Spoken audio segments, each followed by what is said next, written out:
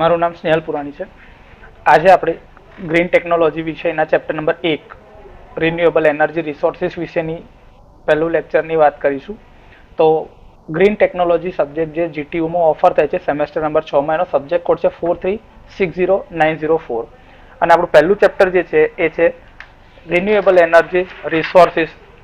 તો renewable energy resources આના વિશે થોડું બેસિક વાત કરવામાં આવે તો રિન્યુએબલ એટલે કે જેને ફરીને ફરી રિન્યુ કરી શકાતા હોય, એટલે કે જે વાતાવરણમાં બલ્ક અમાઉન્ટમાં તમને મળી રહેતા હોય, ફ્રી મળી રહેતા હોય અને જે પુનઃ પ્રાપ્ય છે, સાદી ભાષામાં આપણે કહીએ તો એને આપણે રિન્યુએબલ એનર્જી રિસોર્સ તરીકે ઓળખીએ છીએ. તો આવા રિસોર્સિસ વિશે વાત કરવા જતા પહેલા તમને ખબર હોવી જોઈએ કે ભાઈ કયા કયા ટાઈપના એનર્જી રિસોર્સિસ આપણી પાસે અવેલેબલ છે કે જેનો આપણે યુઝ કરી રહ્યા છીએ. તો આપણે બધા જ જાણીએ છીએ કે ઇન્ડિયા જે છે અત્યારે વર્લ્ડ લેવલ પર ફાસ્ટેસ્ટ ગ્રોઈંગ ઇકોનોમીની અંદરમાં ગણવામાં આવે છે અને બહુ જ સિગ્નિફિકન્ટ એનર્જી ડિમાન્ડમાં, જનરેશનમાં, એમ જ ડિસ્ટ્રીબ્યુશન ને બધી જ રીતે અને વપરાશમાં પણ આપણો નંબર આગળ ને આગળ વધતો જઈ રહ્યો છે, કેમ કે આપણે પર કેપિટા યુટિલાઇઝેશન જે કહેવાય એનર્જીનું એ વધી રહ્યું છે. આપણે રિન્યુએબલ અને નોન રિન્યુએબલ બંને પ્રકારના એનર્જી રિસોર્સનો યુઝ કરી અને આપણી જે ડેઇલી એનર્જી જરૂરિયાત જે છે એ સંતોષી રહ્યા છે. કન્ટ્રીની એનર્જી પોલિસી બી જે છે એ સસ્ટેનેબિલિટી, એનર્જી સિક્યુરિટી અને ઇકોનોમિક ગ્રોથ ઉપર જ ફોકસ કરે છે. અને આ બધા જ વસ્તુની પાછળ જે ઇમ્પોર્ટન્સ છે કે શેના માટે એનર્જી જરૂરી છે, તો આપણે સૌથી પહેલા જાણીએ છીએ કે ભાઈ કોઈ બી પાવર સેક્ટર છે, પાવર ઇન્ડસ્ટ્રીઝ છે, ટ્રાન્સપોર્ટેશન છે, તમે કોઈ પણ લેવલ લઈ શકો છો કે જેની અંદરમાં તમારે પાવરની એટલે કે એનર્જીની જરૂરિયાત રહે છે. સાથે સાથે આપણે હાઉસ હોલ્ડ ડ્યુટીઝમાં જોઈએ તો ડેઇલી ઓફિસ લાઈફ હોય, ડેઇલી હાઉસ લાઈફ હોય, જે બધા ઇક્વિપમેન્ટ ચાલી રહ્યા છે એ બધા જ ઇલેક્ટ્રિસિટી પર ચાલી રહ્યા છે. તો એને વાપરવા માટે, કંઈક નવી વસ્તુ કન્સ્ટ્રક્ટ કરવા માટે, ડેવલપ કરવા માટે, બિલ્ડિંગ બનાવવા માટે, હોસ્પિટલ્સ હોય, કોઈ બી કંપની હોય, કોઈ બી રેસ્ટોરન્ટ હોય, એટલે બધી જગ્યા પર તમારે પાવરની જરૂરિયાત રહે છે, એટલે કે ઇલેક્ટ્રિસિટી મળવી જરૂરી છે. સાથે સાથે આપણે જે અત્યાર સુધી ફોકસ હતું કે આપણે પેટ્રોલિયમ પ્રોડક્ટ્સ, કોલસો અને એનાથી જ પાવર પ્રોડ્યુસ કરતા હતા, સાથે સાથે આપણે હવે solar, wind, hydro, small hydro, diesel, બધા જ અલગ અલગ રિસોર્સનો યુઝ કરીને પાવર પ્રોડ્યુસ કરી રહ્યા છે. આમાંના ઘણા ખરા રિસોર્સ તો આપણી પાસે રિન્યુએબલ એનર્જી છે, જેમ કે સોલાર અને વિન્ડ આપણે મુખ્યત્વે વાપરી રહ્યા છીએ. તો આ જ બધા ઇશ્યુઝની વાત અથવા તો જે કંઈ બી આપણે શીખવાના છે કે ભાઈ એનર્જી જનરેશન કેવી રીતે થાય છે, એના વિશેની વાત આપણે આ ચેપ્ટરમાં કરવાના છીએ. તો આપણે જાણીએ છીએ કે ભાઈ આપણી પાસે એનર્જી રિસોર્સિસ જે છે એ કયા કયા ટાઈપના છે. તો તમે હંમેશા કોઈને બી પૂછવામાં આવે તો હંમેશા એવું જ કહે છે કે સર એનર્જી રિસોર્સિસ બે પ્રકારના છે, રિન્યુએબલ અને નોન રિન્યુએબલ. હું તમને એવું કહું છું કે આપણી પાસે એનર્જી રિસોર્સિસ બે જ પ્રકારના છે, રિન્યુએબલ અને નોન રિન્યુએબલ. એમાં સૌથી પહેલા જે આવે છે એને આપણે કહીએ છીએ નોન રિન્યુએબલ એનર્જી રિસોર્સિસ. તો આ નોન રિન્યુએબલ એનર્જી રિસોર્સિસ એટલે કે કોલસો, પેટ્રોલિયમ, જે વસ્તુ ખૂટી શકે છે, જે વાતાવરણમાંથી મળતી નથી, માનવ સર્જિત રીતે આપણે એને બનાવવામાં આવે છે પ્રોસેસ કરીને, કે જેના સ્ત્રોતનો ભંડાર જે છે અખૂટ નથી, એ ક્યારેક ને ક્યારેક પૂરો થઈ જશે. તો એવા રિસોર્સને આપણે નોન રિન્યુએબલ રિસોર્સિસ કહીએ છીએ, કેમ કે એ ખૂટવાના છે. એક વખત પેટ્રોલ કાં તો ડીઝલ વપરાઈ ગયા પછી એનું એ જ પેટ્રોલ કે ડીઝલ આપણે વાપરી શકતા નથી, એટલે એને પુનઃ અપ્રાપ્ય કહેવામાં આવે છે. જ્યારે એ રિસોર્સિસ જે છે એનો ઉપયોગ આપણે વર્ષોથી કરી રહ્યા છે, એટલે આપણે એને કન્વેન્શનલ એનર્જી રિસોર્સિસ તરીકે પણ ઓળખવામાં આવે છે. પરંતુ આપણે એને કન્વેન્શનલ કહી રહ્યા છીએ પણ એ એકચ્યુઅલીમાં કન્વેન્શનલ ના હોઈ શકે, એ મારો પોતાનો મત છે. કારણ કે સૂરજ પ્રકાશની અંદરથી જ વર્ષોથી પ્રકાશ સંશ્લેષણની ક્રિયા દ્વારા કોઈ પણ વૃક્ષ કે ઝાડ પોતાનો ખોરાક તૈયાર કરે છે. આ જ સૂરજ જે છે એને આપણે ઉર્જાનો અખૂટ ભંડાર કહીએ છીએ, કે જેના લીધે આખા બ્રહ્માંડમાં બધાને જ ઉર્જા મળી રહે છે, જેના લીધે દરેક ગ્રહોની ઉપર બધાની અંદર પાવર મળી રહે છે અથવા તો એનર્જી મળી રહે છે. તો એ દરેક પ્રકારની ઉર્જાના કેન્દ્ર સ્થાને આપણે બ્રહ્માંડમાં પણ સૂર્યને રાખ્યો છે, જેની આસપાસ બધા જ ગ્રહો ફરતા રહે છે. તો આ જ રીતે તમે જો ગણતવા સમજવા જાઓ તો ખરેખર કન્વેન્શનલ એનર્જી રિસોર્સ તો આપણે સૂરજ પ્રકાશને કહી શકાય, કે જે વર્ષોથી અવેલેબલ છે, વિન્ડ એનર્જીને કહી શકાય. પરંતુ એમાંથી પાવર કેવી રીતે પ્રોડ્યુસ થઈ શકે અથવા તો ઇલેક્ટ્રિસિટીમાં કન્વર્ઝન કેવી રીતે થઈ શકે તે આપણને ખબર ન હતી. એના કારણે જ આપણે એને અત્યારે નોન કન્વેન્શનલ એનર્જી રિસોર્સ તરીકે ઓળખીએ છીએ. તો આપણી પાસે ઉર્જાના મુખ્ય બે સ્ત્રોત છે, નોન રિન્યુએબલ અને રિન્યુએબલ એનર્જી રિસોર્સિસ. આ ત્રીજા પ્રકારના એનર્જી રિસોર્સ છે એને આપણે ઓલ્ટરનેટ ઇમરજન્સી એનર્જી રિસોર્સ તરીકે ઓળખીએ છીએ. અને આ ઓલ્ટરનેટ ઇમરજન્સી એનર્જી રિસોર્સ જે છે એ આ બંનેમાં હોઈ શકે છે. અને ઓલ્ટરનેટ ઇમરજન્સી રિસોર્સ એ રિન્યુએબલ પ્રકારના હોઈ બી શકે અથવા તો ન પણ હોઈ શકે. પરંતુ પેટ્રોલિયમ સિવાયના જે બી એનર્જી રિસોર્સ આપણે વાપરીએ છીએ ડે ટુ ડે લાઈફ માટે એને ઓલ્ટરનેટ એનર્જી સોર્સિસ તરીકે ઓળખવામાં આવે છે. થોડી ઓર ડિટેલ ઇન્ફોર્મેશન જાણીએ નોન રિન્યુએબલ, રિન્યુએબલ અને ઓલ્ટરનેટ ઇમરજન્સી એનર્જી રિસોર્સ વિશે. તો નોન રિન્યુએબલ એનર્જી સોર્સિસ કોને કહેવાય? તો કે જે સોર્સ ઓફ એનર્જી આપણી પાસે અવેલેબલ છે થોડાક પ્રમાણમાં, લિમિટેડ અમાઉન્ટમાં, અને એને બનાવવા માટે બહુ લાંબો સમય લાગે છે. તો આની એક આ કેરેક્ટરિસ્ટિક છે કે નોન રિન્યુએબલ એનર્જી રિસોર્સ જે છે એ પૂરતા પ્રમાણમાં જ છે અને એને બનતા લાંબો સમય લાગે છે. આ બધા જ ઉર્જાના સ્ત્રોતોને આપણે પોલ્યુટેડ અથવા તો ડર્ટી એનર્જી રિસોર્સ કહે છે, કેમ કે એના દ્વારા પ્રદૂષણ ફેલાય છે અને પ્રદૂષણના કારણે વાતાવરણ તેમજ માનવની હેલ્થ અને બીજા બધા જ રિસોર્સિસને નુકસાન પહોંચાડવામાં આવે છે. આ જ ગંદા રિસોર્સ તરીકે ઓળખાતા પાવર સોર્સિસને આપણે નોન રિન્યુએબલ અથવા તો કન્વેન્શનલ એનર્જી સોર્સિસ કહીએ છીએ, જેના દ્વારા વાતાવરણમાં ગંદકી ફેલાય છે, પ્રદૂષણ થાય છે, ધુમાડો નીકળે છે અને માનવ તેમજ અન્ય જીવ જનાવરને અને કુદરતની અંદરમાં લોકોના સ્વાસ્થ્ય પર હાનિકારક અસરો દેખાય છે. આ વર્ષો સુધી આપણે વાપરી રહ્યા છે, ઘણા વર્ષોથી, અને થોડાક સમયમાં પતી જશે અથવા તો ખૂટી પડશે. આના જ કારણે આપણે હવે રિન્યુએબલ એનર્જી રિસોર્સિસ પર ફોકસ વધાર્યું છે. આ રિસોર્સિસ જે છે આપણે નોન રિન્યુએબલ એ વર્લ્ડમાં એટલે કે દુનિયામાં અમુક જ ભાગમાં બની આવે છે, મળી આવે છે, જેને આપણે કાઢવામાં આવે છે ત્યાં આગળથી, અને એના પાસેથી આપણે ઇમ્પોર્ટ કરીને લાવવા પડે છે અને એના ઉપર પ્રોસેસ કરવામાં આવે છે, જેની મદદથી આપણાને જોઈતું પેટ્રોલિયમ પ્રોડક્ટ અથવા તો કોલસો કે એ મળી રહે છે, જેના દ્વારા આપણે ઉર્જા ઉત્પન્ન કરીએ છીએ.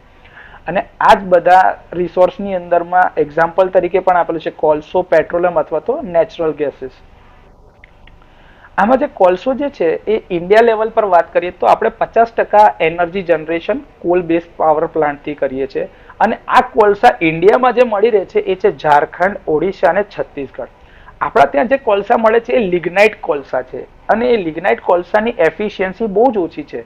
એમાંથી મોટા પ્રમાણમાં ધુમાડો વધારે નીકળે છે, એની કેલોરીફિક વેલ્યુ ઓછી હોવાના કારણે પાવર પ્રોડ્યુસ જે થાય છે એની ક્વોલિટી થોડી ઓછી હોય, એટલે કે વધારે જથ્થો વપરાય અને પાવર ઓછો પ્રોડ્યુસ થાય, અને સૌથી વધારે એમાંથી રાખ વધારે બનતી હોય છે. અને એ જે રાખની અંતે જે હવામાં ઉડતું જાય છે એટલે તે પ્રદૂષણ એ વધારે કરે છે. બીજો પાર્ટ આપણી પાસે છે પેટ્રોલિયમ. આ પેટ્રોલિયમ પ્રોડક્ટ્સ જે છે એ પેટ્રોલિયમ એનર્જી રિસોર્સ આપણે સૌથી વધારે વાપરીએ છીએ ટ્રાન્સપોર્ટેશન માટે અને ઇન્ડસ્ટ્રી ચલાવવા માટે. અને આના રિસોર્સ આપણી પાસે મુંબઈ હાઈ અને આસામમાં સૌથી વધારે અવેલેબલ છે. નેચરલ ગેસ જે સૌથી વધારે ઇન્ડિયા લેવલ પર મળી આવે છે એ છે કૃષ્ણા ગોદાવરી બેસિન, એટલે કે સાઉથની અંદરમાં મળી આવે છે, અને આ ક્લીનર અલ્ટરનેટિવ છે કોલસાનો. પરંતુ આનો પણ સ્ટોક લિમિટેડ છે અને સૌથી વધારે કોલસો અવેલેબલ છે આપણી પાસે, અને બહારથી બી આપણે મંગાવીએ છીએ. અને આ ટેકનોલોજી પર બનતા પાવર પ્લાન્ટ વર્ષોથી અહીંયા કાર્યરત છે, એટલે આપણે ફોકસ હજી બી કોલ બેઝ પાવર પ્લાન્ટ પર વધારે છે. ન્યુક્લિયર એનર્જી, તો એના કી પ્લાન્ટ્સ આપણી પાસે તારાપુરમાં છે અને કુડનકુલમમાં છે, જે સૌથી વધારે આપણને સ્ટેબલ અને લો કાર્બન પાવર પ્રોડ્યુસ કરે છે. બીજી વસ્તુ એ છે કે આ જે ન્યુક્લિયર એનર્જી જે છે એ યુરેનિયમમાંથી બનાવવામાં આવે છે. હવે યુરેનિયમ ઇન્ડિયામાં આપણી પાસે અવેલેબલ નથી, એટલે આપણે બહારથી એને ઇમ્પોર્ટ કરવું પડે છે. પરંતુ પ્રોસેસથી એવું કહેવામાં આવે છે કે થોરિયમમાંથી પણ આપણે આનું ફ્યુઅલ જે જરૂરી છે યુરેનિયમ એ બનાવી શકીએ છીએ.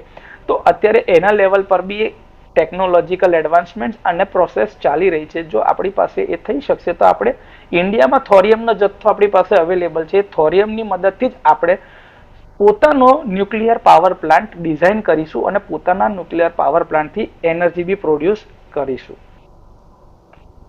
રિન્યુએબલ એનર્જી રિસોર્સિસ જેની આપણે વાત કરી રહ્યા છે આ સબ્જેક્ટની અંદરમાં, તો એ છે કે આ એનર્જી આપણી પાસે અખૂટ માત્રામાં અવેલેબલ છે કુદરતમાં, અને એ રોજે ને રોજે તમને મળી રહે છે. થોડાક જ સમયમાં ફરીથી એને આપણે રિન્યુ કરી શકીએ છીએ, એને બહુ લાંબો સમય લાગતો નથી.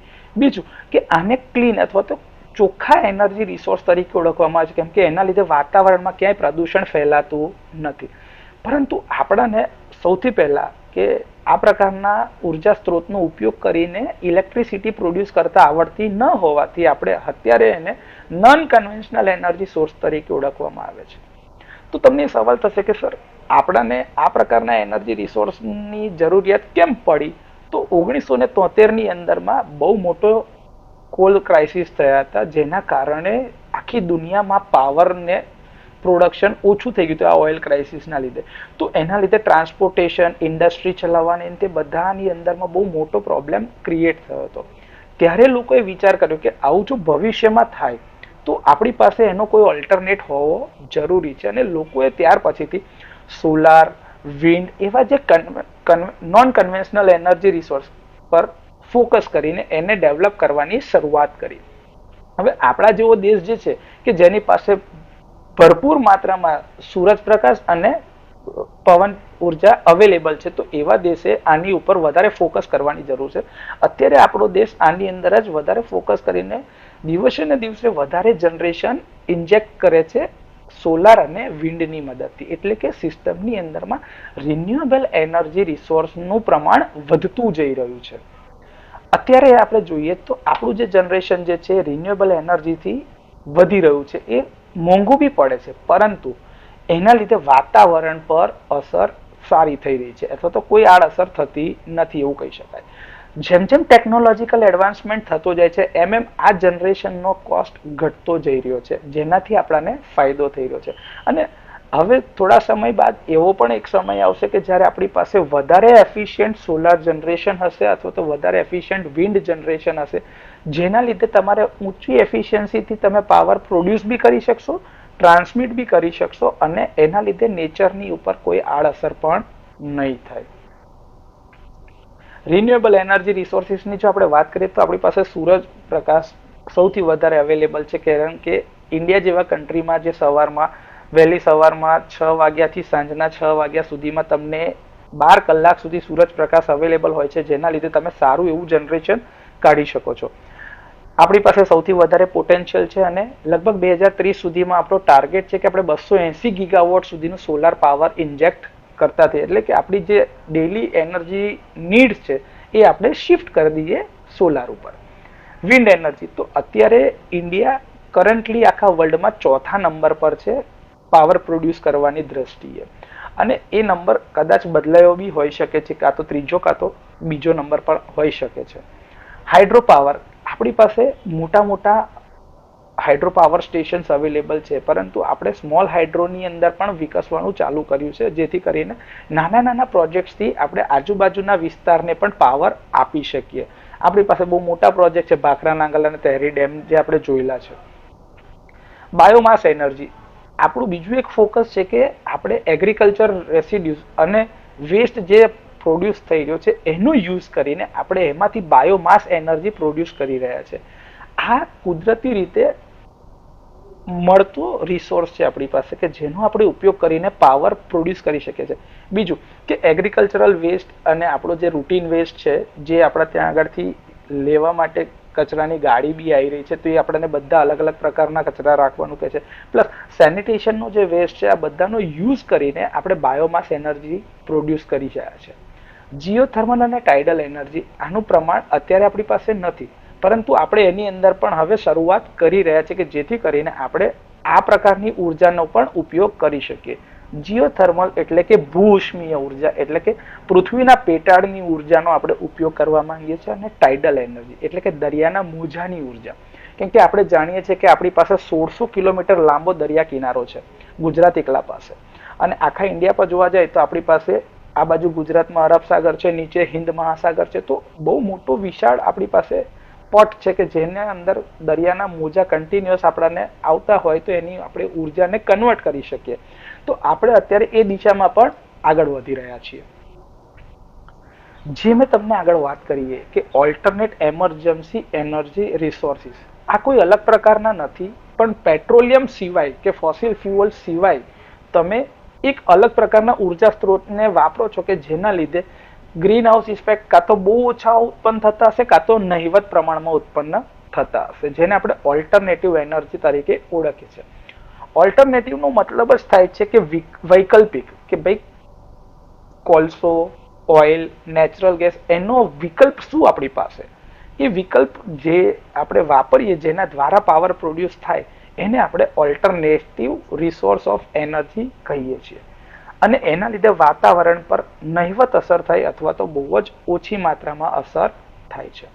આ ઓલ્ટરનેટિવ એનર્જી જે છે એ ઇન્ડસ્ટ્રીયલ રિવોલ્યુશન જેમ જેમ વધતું ગયું એમ લોકો એના પર વધારે ને વધારે ફોકસ કરતા ગયા છે.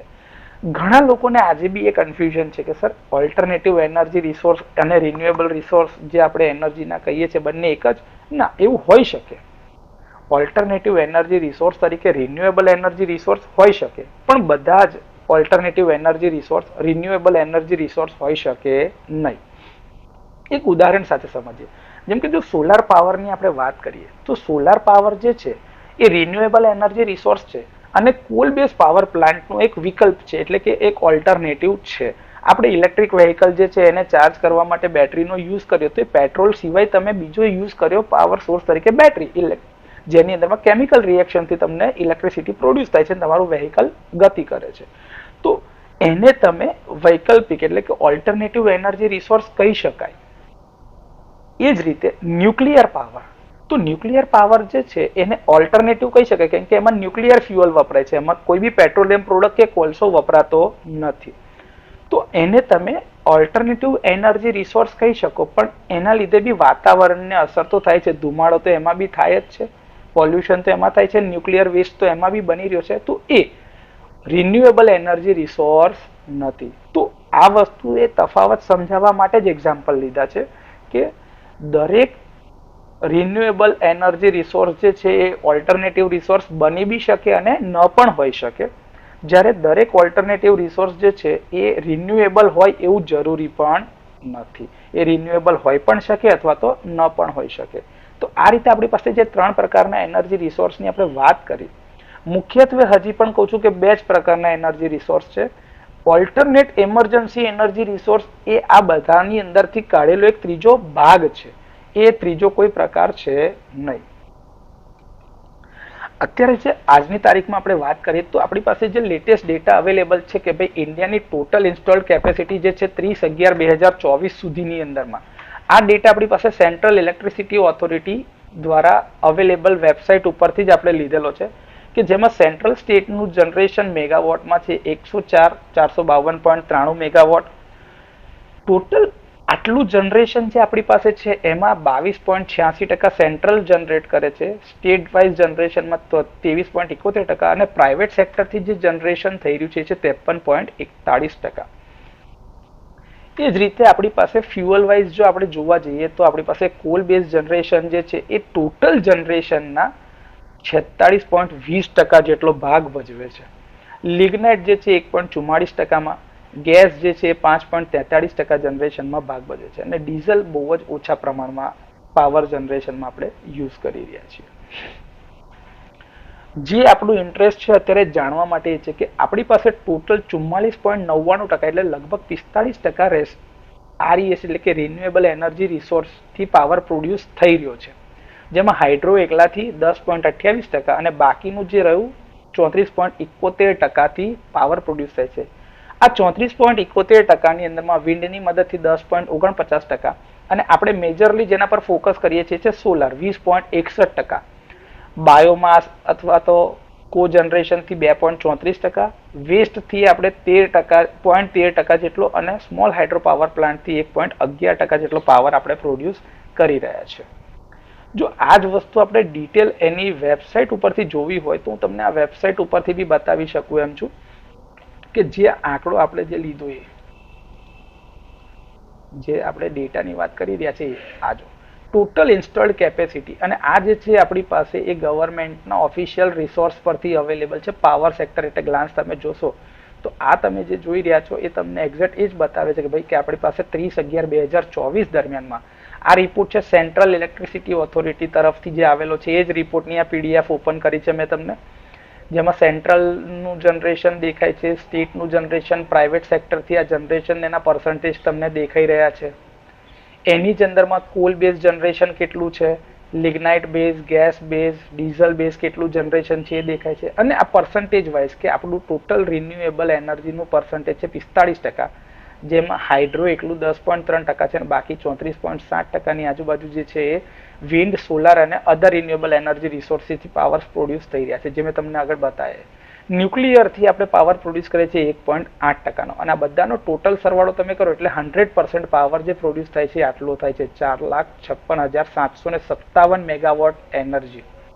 આ ડેટા આપણી પાસે 30/11/2024 છે, જે સૌથી લેટેસ્ટ અવેલેબલ હતો એ આપણે આ વેબસાઇટ ઉપરથી તમને બતાવી રહ્યા છે. જે તમને કહી રહ્યો છું કે ભાઈ દિવસે ને દિવસે આપણે રિન્યુએબલ જનરેશનમાં વધારો થઈ રહ્યો છે. તો આપણો 2024-25નો આપણે ટાર્ગેટ ફિક્સ કર્યો છે 1900 બિલિયન યુનિટ BU સુધીનો જનરેશન, જેમાં 9.3%નો ગ્રોથ આપણે એસ્ટિમેટ કરીને કાઢેલો છે કે આપણે જે 1738.828 બિલિયન યુનિટ ગયા વર્ષ સુધીનું જે જનરેશન હતું એને આપણે 1900 બિલિયન યુનિટ સુધી પહોંચાડવાના છીએ. જો એ એસ્ટિમેશન તમારે જોવું હોય કે દર વર્ષે કેટલો ગ્રોથ થયો છે, તો આપણે 2009-10થી જનરેટ કરવાનું જે ગ્રોથ છે એ એન્જિન જોઈએ તો 808.498 બિલિયન યુનિટ જે જનરેટ કરતા 7.56%નો ગ્રોથ હતો એ વર્ષે. એને નવા વર્ષે કમ્પેર કરીએ તો એમાં 5.59%ના વધારા સાથે આપણી કેપેસિટીમાં વધારો તો 850.387. આ દર વર્ષે વધતા આ 2020-21ની અંદરમાં પોટેન્શિયલમાં ઘટાડો આવ્યો છે. કોરોનાના લીધે આ 2019-20 અને 20-21ના વર્ષ છે એમાં જનરેશનમાં ગ્રોથ બહુ ઓછો જોવા મળે છે, પણ એનો ધીરે ધીરે આપણે વધારો કરતા અત્યારે આપણે આટલી જનરેશન કેપેસિટી સુધી પહોંચી રહ્યા છીએ. આપણે આની અંદર દિવસે દિવસે વધારો જ કરવા માંગી રહ્યા છે. જેના પ્લાન્ટ લોડ ફેક્ટર એટલે કે efficient utilization of the coal and lignite base પ્લાન્ટની વાત કરીએ તો આપણે એની અંદર સારા પ્લાન્ટ મળી શકે, અથવા તો જે એફિશિયન્ટ હોય એ પ્લાન્ટને ચલાવવાના, જે પ્લાન્ટ એફિશિયન્ટ ના હોય એને થોડાક ટાઈમ માટે બંધ રાખી શકાય. તો એના માટે આપણે પ્લાન્ટ યુટિલાઇઝેશન ફેક્ટર ઉપર બી આધારિત રાખીએ છીએ જનરેશનને. આપણી જે પાવર સપ્લાયની જે પોઝિશન છે, જે મેં તમને કીધું કે ભાઈ 2009-10ની અંદરમાં આપણી રિક્વાયરમેન્ટ હતી 8,30,594 મિલિયન યુનિટ્સ, અને એ ટાઈમે આપણે જનરેશનની અવેલેબિલિટી આપણી પાસે હતી 7,46,644, અને આપણી ડેફિસિટ હતી એટલે કે આપણે બહારથી ઉર્જા માંગવી પડતી હતી. ઇન્ટર કન્ટ્રી પાવર ટ્રાન્સફર બી થતા હતા, જેમ કે ઇન્ડિયાથી પાકિસ્તાન, ઇન્ડિયાથી બાંગ્લાદેશ, ઇન્ડિયાથી નેપાળ, ઇન્ડિયાથી ચાઇના, આવી રીતે આપણે એક કન્ટ્રીથી બીજા કન્ટ્રી બી પાવર ટ્રાન્સફર કરીએ છીએ. તો આપણે આ જરૂરિયાત સંતોષવા માટે બીજા ઉપર આધારિત હતા પહેલા. જો તમે આ જોઈ રહ્યા હો તો 2009-10નો સિનારીઓ કે જેમાં આપણે પાવર બીજા ઉપર આશ્રિત હતા કે ભાઈ અમારે જરૂરિયાત છે, તમે અમને પાવર આપો. એ સિનારીઓ બદલાતા આપણે અત્યારે આટલા પર પહોંચી ગયા છે કે ભાઈ આપણી અત્યારની જરૂરિયાત 2024-25 સુધીની જરૂરિયાત આપણે જે પ્રિડિક્ટ કરી છે 11,50,795 મિલિયન યુનિટ, અને એમાંથી આપણું જનરેશન પહોંચી ગયું છે 11,49,512 મિલિયન યુનિટ સુધીમાં. હજી બી આપણને 1282 મિલિયન યુનિટની ડેફિસિટ છે. આને આપણે હજી બી રિકવર કરી રહ્યા છે. તમે જો જોઈ શકતા હોય તો આપણે 83,950 મિલિયન યુનિટની જરૂરિયાત જે તે વખતે ડેફિસિટમાં હતી, એ આપણે ઘટતા હવે બહુ જ ઓછી અમાઉન્ટમાં રહી ગયા છે. અને 2030 સુધીનો તો ટાર્ગેટ એ છે કે આપણે આમાં સરપ્લસ થઈ જઈશું, આપણે બીજા કન્ટ્રીને પાવર આપતા થઈ જઈશું. આ ડિમાન્ડમાં તો દિવસે ને દિવસે વધારો જ થતો જશે, પણ આપણે એના માટેનું જનરેશન આપણું વધારતા જઈશું. જો આજે તમને ગ્રાફ દેખાતા હોય તો તમે ગ્રાફ જો 2009-10ની અંદરમાં આપણું total generation including renewable energy રિસોર્સિસને ગણીને દેખાય છે તમને. દિવસે ને દિવસે આનો ગ્રાફ વધતો જાય છે. આ યર વાઇઝ વેલ્યુ છે અને આ બધી બિલિયન યુનિટ્સમાં છે. નીચે દેખાતી હોય તો આંકડા એનો ગ્રાફ છે. આના ગ્રોથના ટકા ભાઈ કેટલા દર વર્ષે કેટલા ટકા તમારો ગ્રોથમાં વધારો થયો. આ જે બે પીરિયડ દેખાય છે આ કોરોના વાળી પરિસ્થિતિમાં છે કે જ્યાં બધા દેશોને એનર્જી ક્રાઇસિસ હતા અને એનર્જી ડિમાન્ડ પણ બહુ જ વધારે હતી, પરંતુ જનરેશનના રિસોર્સિસ બહુ આપણે ઇમરજન્સી કન્ડિશનના કારણે એની અંદર બહુ ફંડિંગ કરીને એને ડેવલપ કરી શક્યા ન હતા. આ જે 2024નું યર એન્ડ રિવ્યુ જે પ્રેસ રિલીઝ આપવામાં આવી હતી મિનિસ્ટ્રી ઓફ પાવર તરફથી, એની એક આ ગાઈડલાઈન છે કે જેની અંદર આપણે તમે જોઈ શકતા હોય તો ભાઈ 2023-24માં 1395 કિલોવોટ અવરનું જે છે જનરેશન પર કેપિટા કન્ઝમ્પશન રજીસ્ટર થયું છે, માર્કિંગ 45.8% ઇન્ક્રીઝ, જે 2013-14ની સાપેક્ષે 45.8%નો વધારો નોંધાયેલો છે. આપણી પાસે ઇન્ટરસ્ટેટ ટ્રાન્સમિશન પ્રોજેક્ટનો કોસ્ટ આટલું હતું 60,676 કરોડ અપ્રૂવ કરેલા છે, જેની અંદર 50.9 ગીગાવોટનો પાવર આપણે પ્રોડ્યુસ કરવાના હતા.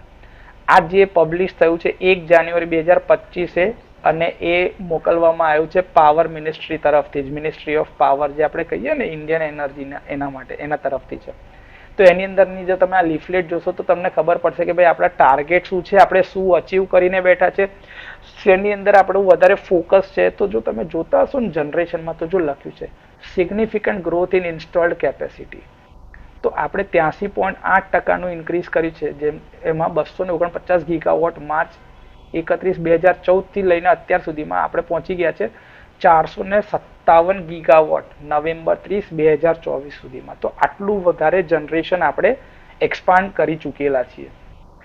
અને સૌથી વધારે ફોકસ જે કરવામાં આવ્યું છે એમાં તમે જોતા હોય તો 91 ગીગાવોટ જે છે એ સોલાર પાવરમાં, 27 ગીગાવોટ પાવર વિન્ડથી આપણે પ્રોડ્યુસ કરી રહ્યા છે, 3.2 ગીગાવોટ બાયોમાસથી, 1.3 ગીગાવોટ સ્મોલ હાઇડ્રોથી અને total approximately 6.3 gigawatt large hydro power generation કેપેસિટીથી.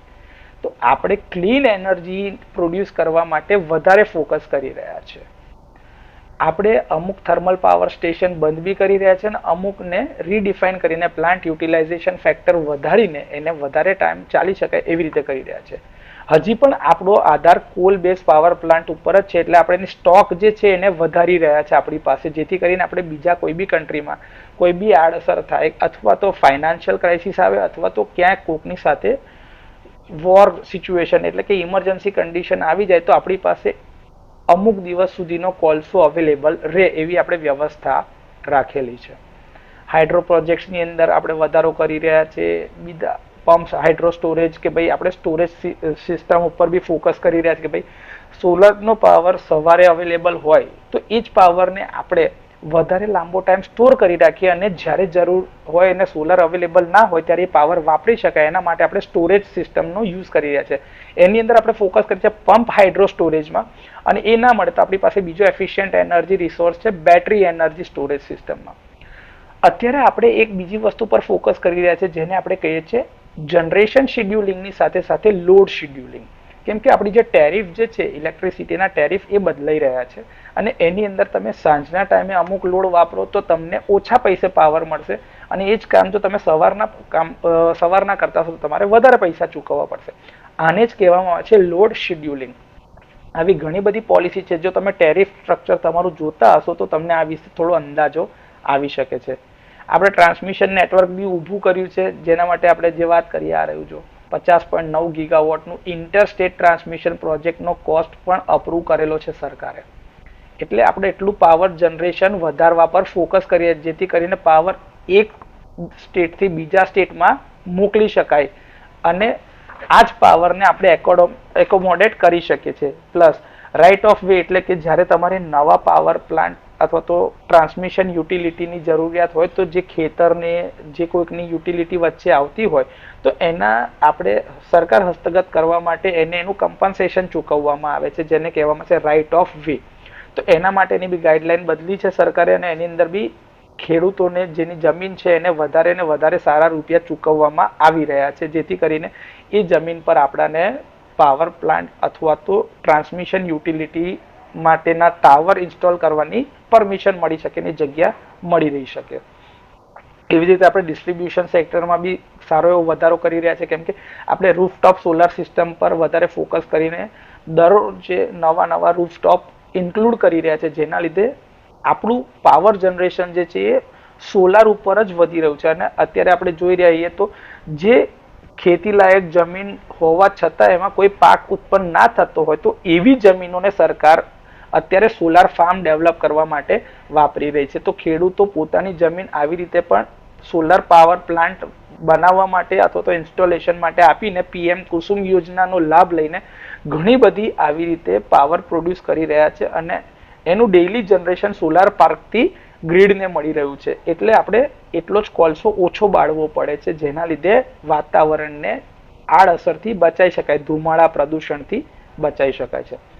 Energy conservation માટેની જે વાત કરી તો આપણે નવા ચાર્જિંગ સ્ટેશન બનાવી રહ્યા છે, બેટરી એનર્જી સ્વેપિંગ સ્ટેશન બી ફોકસમાં છે અને આપણે વધારે ને વધારે આ ગ્રીડ દ્વારા ઉત્પન્ન થતી ગ્રીડમાં જતી એનર્જી ક્લીન એનર્જી દ્વારા, તો એ જ્યારે બલ્કમાં હોય, જરૂરિયાત કરતાં વધારે પાવર પ્રોડ્યુસ થઈ રહ્યો છે ત્યારે એને સ્ટોર કરવા માટેની ગાઈડલાઈન બી સરકારે આપી છે. એ પ્રમાણે ઈવી ચાર્જિંગ સ્ટેશનો બી બધી જગ્યાએ બની રહ્યા છે ને બેટરી સ્ટોરેજ પણ આપણી પાસે ડેવલપ થઈ રહ્યા છે. તો આ જ બધી વસ્તુ છે. અને બીજું કે આપણે ઇન્ડિયન કાર્બન ફૂટપ્રિન્ટ્સ જે છે એમાં આપણે સારો એવો ગ્રોથ કરીએ છીએ, કેમ કે આપણે દિવસે ને દિવસે વધારે ને વધારે સારી એનર્જી પ્રોડ્યુસ કરી રહ્યા છે અને કાર્બન એમિશન જે વાતાવરણમાં જઈ રહ્યું છે એને કંટ્રોલમાં લાવી રહ્યા છે, એને ઓછું કરી રહ્યા છે, જે એક સારી વસ્તુ છે. હવે આપણે સોલારથી ચાલતી સ્ટ્રીટ લાઇટ પર બી ફોકસ કરી રહ્યા છે, જેથી કરીને સ્ટ્રીટ લાઇટ જે એલઈડીની છે સ્માર્ટ હોવી જોઈએ, એનર્જી એફિશિયન્ટ હોવી જોઈએ અને સોલાર પાવર પર જ ચાર્જ થતી હોય એવું બી આપણું ફોકસ છે. બીજા ઘણા બધા પાવર ટ્રાન્સમિશન અને જનરેશનની સાથે સાથે યુટિલાઇઝેશનના બી નોર્મ્સ સરકારે આપેલા છે. એ તમે એનો મેન્ડેટ જોતો તો આવું કંઈક ને કંઈક જે આપણાને અવેલેબલ હોય રિસોર્સ, એ ન્યૂઝ તમે ફોકસ કરીને વાંચશો અથવા તો સમજશો તો તમને આના પરથી બી ઘણી ઇન્ફોર્મેશન મળી શકે છે.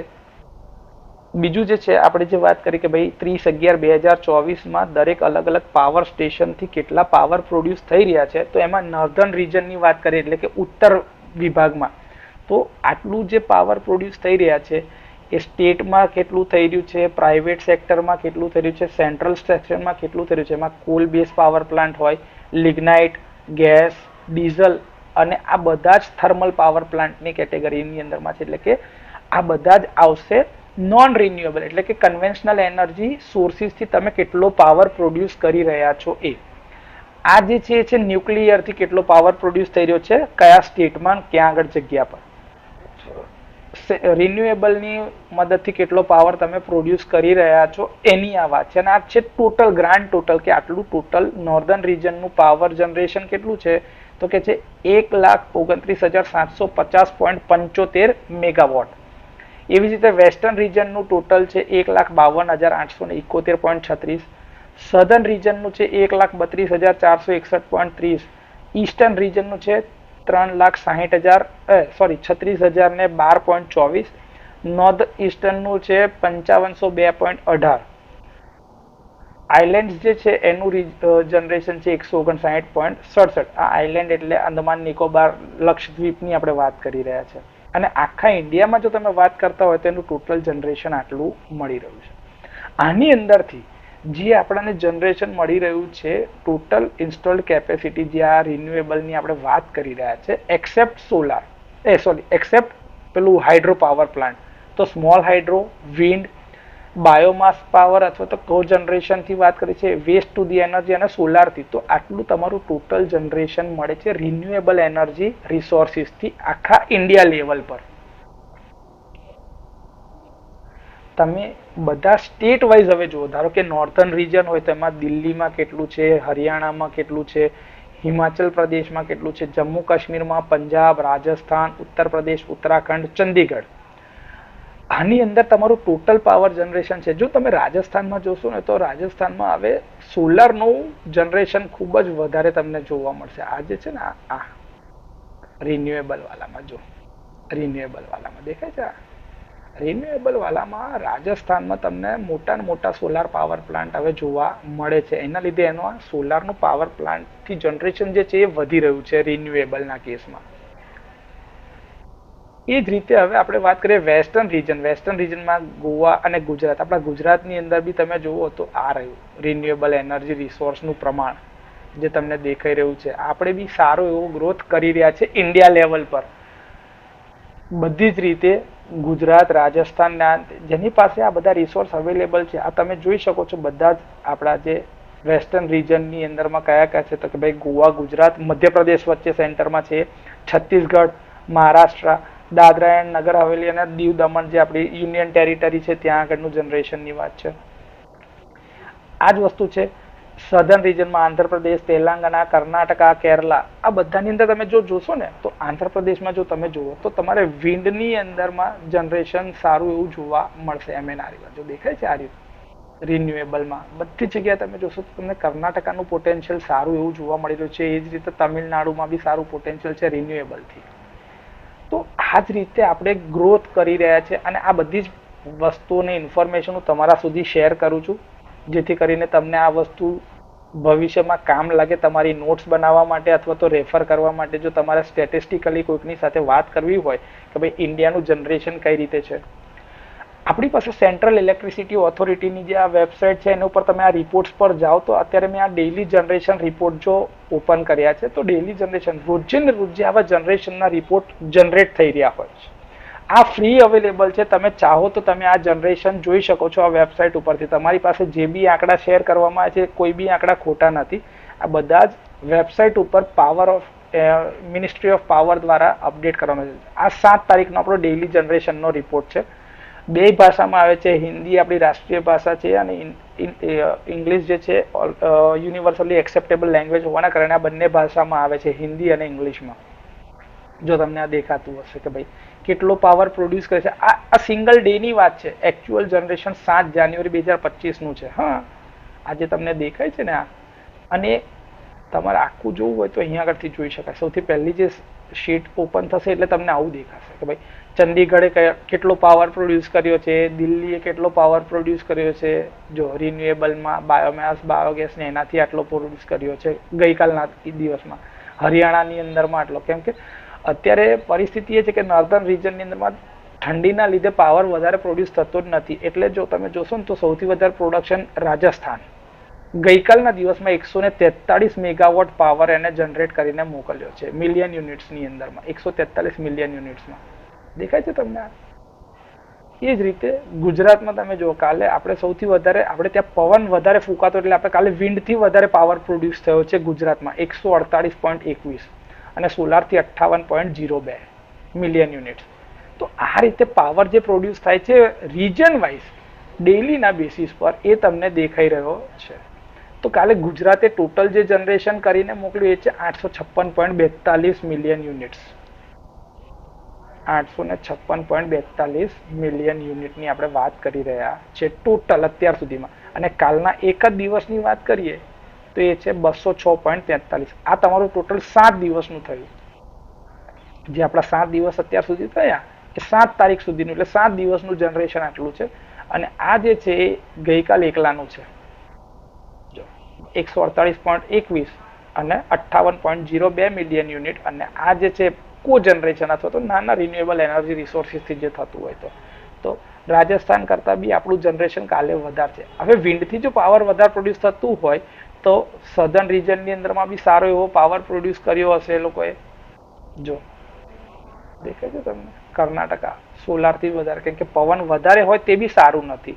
એટલે એ ટાઈમ દરમિયાન બી વિન્ડ સ્પીડના ઓપરેશનને કંટ્રોલ કરવામાં આવે છે. આપણે જેમ જેમ ડિટેલમાં ભણતા જઈશું આ બધા સબ્જેક્ટમાં પ્રોજેક્ટ પાવર વિશે ત્યારે તમને આ બધી વિશે વધારે ખબર પડતી જશે. તો આ રીતે ડેઇલી જનરેશનના રિપોર્ટ બી તમે જુઓ અને કયા પાવર પ્લાન્ટથી કેટલું જનરેશન આવ્યું છે એ બી દેખાય છે. જો જેમ કે આપણે ગુજરાતના પાવર પ્લાન્ટની વાત કરીએ તો આપણી પાસે કયા કયા છે જોઈ બતાવો તમને એક જ મિનિટ. જો ગુજરાતમાં કાલે આપણી પાસે AGE 25AL કરીને જે આ પાવર પ્લાન્ટ છે પ્રાઇવેટ કંપનીનો છે એને 224.65 મિલિયન યુનિટ પ્રોડ્યુસ કર્યા છે. બીજો જે યુનિટ છે એને 237, ત્રીજા યુનિટ જે છે એને 62.50, ચોથો યુનિટ છે એને 100.10. આવી રીતે ગુજરાતના આપણા પાવર પ્લાન્ટ છે. પછી આ ESPL છે, ગંધાર સોલાર જે છે એને આટલો પાવર પ્રોડ્યુસ કર્યો છે. GIPCL નું સોલાર પાવર પ્લાન્ટ છે તો એને આટલા યુનિટ પ્રોડ્યુસ કર્યા છે.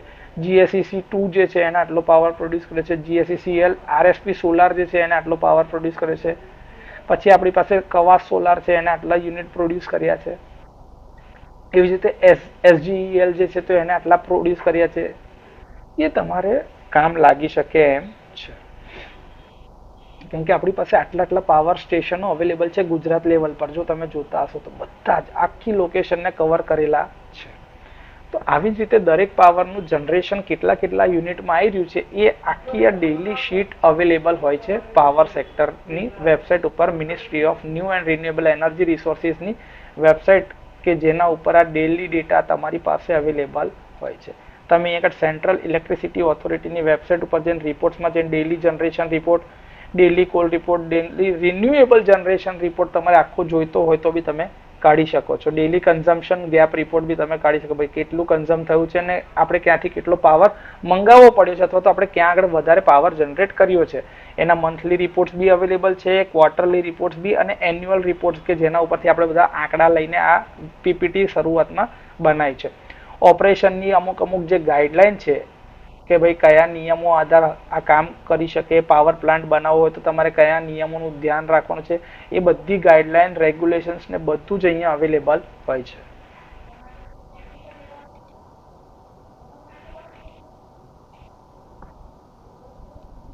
તો જે આપણે આ વાત કરી હતી સપ્લાય અને જનરેશનની, એ આગળ ઓલરેડી તમારી સાથે મેં શીટમાં બતાવ્યું છે, તમારી સાથે વાત કરેલી છે. હવે આ જ બધા ફોસિલ ફ્યુઅલના કારણે વાતાવરણ પર શું અસર થાય છે?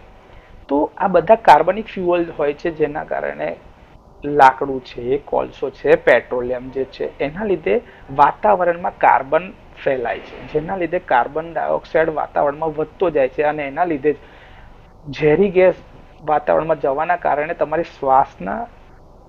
શ્વસન ક્રિયામાં ભંગ પડે છે અથવા તો વિક્ષેપ ઊભો થાય છે, કે જેના કારણે તમને શ્વાસ લેવામાં તકલીફ પડે છે અને આગળ જતા બહુ મોટા રોગમાં પરિવર્તિત થાય છે. જેમ કે લોકોને અસ્થમાનો પ્રોબ્લેમ થઈ ગયો છે, લોકોને શ્વાસના પ્રોબ્લેમ થવા લાગ્યા છે. એ બધું જ જવાબદાર છે કાર્બન ફ્યુઅલ્સના કારણે. હવે જ્યારે આવા ફ્યુઅલ જે છે એ પૂરતું દહન ન થતું હોય, જે અપૂરતા દહનના કારણે કાર્બન મોનોક્સાઇડ જે વાતાવરણમાં છોડે છે, એના લીધે વાતાવરણની અંદરમાં આ ગેસ ઝેરી હોય છે અને એની આડઅસર સમગ્ર જીવસૃષ્ટિ ઉપર થાય છે. આપણે જો કોલસો જે છે એને ખુલ્લા રૂમની જગ્યાએ બંધ રૂમમાં જો તમે બાળતા હોય અથવા તો કોલસાને લીધે બંધ, કેમ કે જે બોઇલર છે એ બંધ જ હોય છે, તો એની અંદર જે રૂમની અંદર જે વ્યક્તિ રહેતો હોય અથવા તો બોઇલરની જે નજીક રહેતો હોય એ આ કાર્બન મોનોક્સાઇડના કારણે મૃત્યુ પણ પામી શકે છે. ફોસિલ ફ્યુઅલના કારણે બહુ મોટી અમાઉન્ટમાં કાર્બન ડાયોક્સાઇડ રિલીઝ થાય છે વાતાવરણમાં, જેના કારણે ગ્રીન હાઉસ ગેસના કારણે વાતાવરણનું તાપમાન પણ વધી રહ્યું છે, જેના લીધે ગ્લોબલ વોર્મિંગની અસર દેખાય છે. અને આપણે જોઈ રહ્યા છીએ કે ગ્લોબલ વોર્મિંગના કારણે એન્ટાર્કટિકામાંથી બરફ જે છે એ પીગળી રહ્યો છે, આપણા હિમાલયમાંથી બી બરફ પીગળી રહ્યો છે. આપણે ત્યાં આગળ એવું થઈ રહ્યું છે કે ભાઈ તાપમાન દિવસે ને દિવસે વધી રહ્યા છે. આપણી સિઝન બરોબર જે પહેલા 4 મહિના હતી એ પ્રમાણે 4 મહિનામાં હવે સિઝન રહી નથી. ગમે ત્યારે વરસાદ બી પડી જાય છે, એસિડ વર્ષા થાય છે, જે આપણે સાંભળ્યું છે. આ બધી જ વસ્તુ માટે જવાબદાર છે કાર્બન ડાયોક્સાઇડનું વધારે પડતું પ્રમાણ, જે આ ફોસિલ ફ્યુઅલ્સના કમ્બશનના કારણે જ થાય છે. બીજું કે કોલસો અને ડીઝલ જે છે એને બાળવામાં આવે તો સલ્ફર ડાયોક્સાઇડ ગેસ પ્રોડ્યુસ થાય છે, જેને SOx આપણે કહીએ છીએ. આ ગેસ જે છે એટલા બધા કાટ કરી નાખે એવા હોય છે, જેથી કરીને તમારી વસ્તુઓ જલ્દી કટાય છે એના વાતાવરણના સંપર્કમાં આવવાના કારણે. આપણે જોઈએ તો ભરૂચ અને અંકલેશ્વર જેવા ઇન્ડસ્ટ્રીયલ એરિયાની અંદરમાં સૌથી વધારે વેહિકલને તમે જોશો ને તો એને ક્ષાર બી લાગેલો હોય, કાટ બી લાગેલો હોય છે, એ કટાય છે. રસ્ટિંગ જે થાય છે એના માટે આ ગેસ પણ એટલો જ જવાબદાર છે. એના લીધે વાતાવરણમાં શ્વાસ લેવામાં તકલીફ થાય, સફોકેશન ક્રિએટ થાય છે. પેટ્રોલના કારણે આવા ઓક્સાઇડ્સમાંથી નાઇટ્રોજન ક્રિએટ થાય છે, જે નોક્સ પ્રોડ્યુસ થઈ રહે છે. તો આ સોક્સ અને નોક્સના કારણે રેઇન વોટર જે છે એ પોલ્યુટ થાય છે, જેના લીધે એસિડિક રેઇન વોટર થાય છે, જેને આપણે એસિડ રેઇન તરીકે અથવા તો એસિડ વરસાદ જે આગળ તમને કીધું એવું થઈ શકે છે. અને એની આડઅસર ઝાડપાન, પશુ પક્ષીઓ અને આપણા ઉપર પણ અસર થાય છે. અને બીજું કે જે તમારા જાહેર સ્મારકો જે તમે મૂકેલા હોય છે એના ઉપર બી એની આડઅસર દેખાય છે. ફોસિલ ફ્યુઅલના કારણે વાતાવરણની અંદરમાં સારું એવું નુકસાન થાય છે અને એને જ્યારે આપણે બાળવામાં આવે છે ત્યારે આ જે ગ્રીન હાઉસ ગેસીસના લીધે જે થાય છે એના લીધે ક્લાઇમેટ ચેન્જની ઉપર અસર થાય છે. એના માટે આપણે જ જવાબદાર છીએ. અને આમાંથી જે ઇકોસિસ્ટમ જે છે, જેમ કે આ ધુમાડાના કારણે આકાશમાં ઉડતા પક્ષીઓ, એ જ ઝાડપાનની ઉપર જે એની અસર થાય છે, એ ઝાડપાનની ઉપર જીવતી સૃષ્ટિ દરિયાની અંદરમાં જે મરીન લાઈફ જે છે એ બધાની ઉપર આની આડઅસર થાય છે અને એના કારણે એમનું સર્વાઈવલ ઓછું થાય છે. થોડા સમય પહેલા જો તમે જોયું હોય ને તો એવું હતું કે ભાઈ દરિયાઈ જીવો મોટી ને મોટી વ્હેલ માછલીઓ જે હતી, શાર્ક જે હતી, એ મરેલી તણાઈ આવતી હતી દરિયાકાંઠા સુધી. તો એ કેવી રીતે થયું? એને ત્યાં તો કોઈ મારવા જતું નથી, પરંતુ આવું જે પોલ્યુટેડ પાણી હોય અથવા તો આ જે ધુમાડો હોય એની આડઅસરના કારણે એ વ્યક્તિ અથવા તો એ જીવ પોતાનું અસ્તિત્વ ટકાવી શકતું નથી. જો એ અસર એ લોકોની થઈ શકે છે તો એવી જ આડઅસર આપણા પર બી થઈ શકે છે. અને હ્યુમન લાઈફ પર અત્યારે તમે જુઓ તો દરેકને કેન્સર થવું સામાન્ય બાબતોમાં આવી ગયું છે. કોઈક ને કોઈક પ્રકારે કેન્સર થઈ શકે છે, કોઈક ને કોઈક કારણથી એને એબનોર્માલિટી આવી રહી છે અને કોઈક ને કોઈક કારણે એને રોગ થઈ રહ્યા છે. આ બધી જ આડઅસર છે ફોસિલ ફ્યુઅલના કારણે વાતાવરણ પર જે થાય છે. યર વાઇઝ ટોટલ જનરેશનનો જે ગ્રોથની વાત કરી એ તમને અગાઉ જ વાત કરીને પેલી વેબસાઇટ ઉપર બતાવ્યું છે, એ જ તમારા કામનું છે અને આ બધી જ પીડીએફ તમારી સાથે હું શેર કરીશ. બરોબર છે? તો આજે અહીં સુધીનું જ રાખીએ છીએ આપણે. નેક્સ્ટ લેક્ચરથી આપણે advance non conventional energy sources તરીકે જે આપણે ઉપયોગમાં લઈએ છીએ એના વિશે થોડી ડિટેલમાં ઇન્ફોર્મેશન લઈશું.